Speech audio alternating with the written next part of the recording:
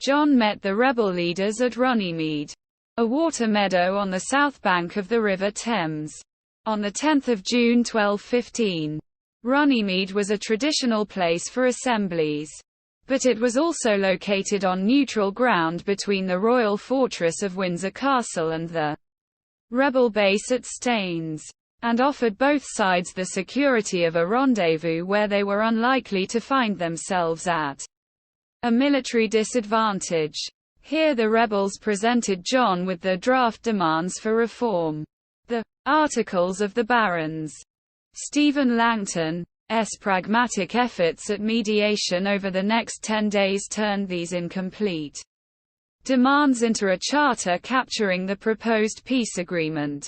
A few years later, this agreement was renamed Magna Carta, meaning Great Charter. By 15 June, general agreement had been made on a text, and on 19 June, the rebels renewed their oaths of loyalty to John and copies of the charter were formally issued.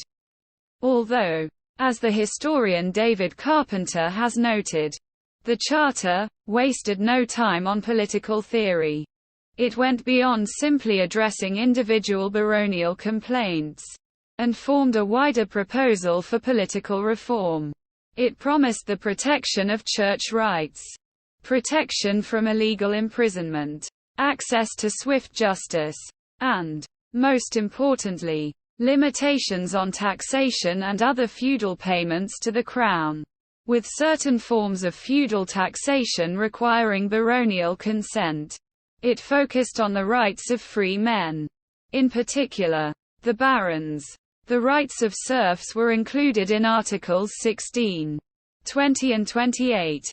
Its style and content reflected Henry I's Charter of Liberties, as well as a wider body of legal traditions, including the royal charters issued to towns, the operations of the church and baronial courts, and European charters such as the Statute of Habeas, under what historians later labeled Clause 61, or the Security Clause.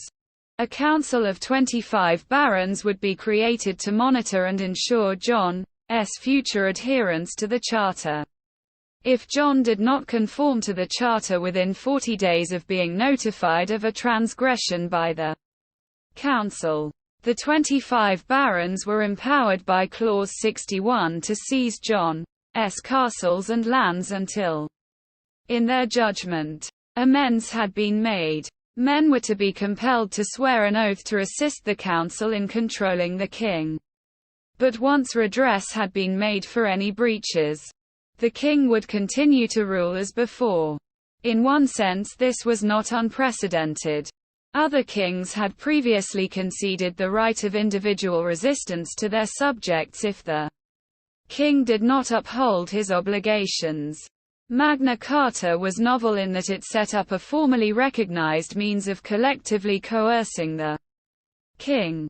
The historian Wilfred Warren argues that it was almost inevitable that the clause would result in civil war, as it was crude in its methods and disturbing in its implications.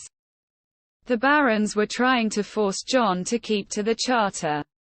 But Clause 61 was so heavily weighted against the king that this version of the charter could not survive. John and the rebel barons did not trust each other, and neither side seriously attempted to implement the peace accord. The 25 barons selected for the new council were all rebels, chosen by the more extremist barons, and many among the rebels found excuses to keep their forces mobilized. Disputes began to emerge between the royalist faction and those rebels who had expected the charter to return lands that had been confiscated. Clause 61 of Magna Carta contained a commitment from John that he would seek to obtain nothing from anyone, in our own person or through someone else, whereby any of these grants or liberties may be revoked or diminished. Despite this, the king appealed to Pope Innocent for help in July, arguing that the charter compromised the Pope's rights as John's feudal lord. As part of the June peace deal, the barons were supposed to surrender London by the 15th of August. But this they refused to do.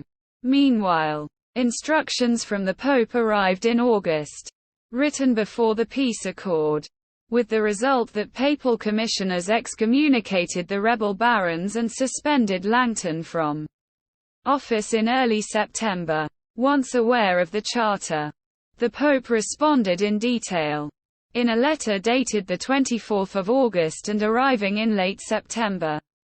He declared the charter to be, not only shameful and demeaning but also illegal and unjust, since John had been forced to accept it, and accordingly the charter was null and void of all validity forever. Under threat of excommunication, the king was not to observe the charter, nor the barons try to enforce it. By then, violence had broken out between the two sides. Less than 3 months after it had been agreed, John and the loyalist barons firmly repudiated the failed charter. The first barons' war erupted.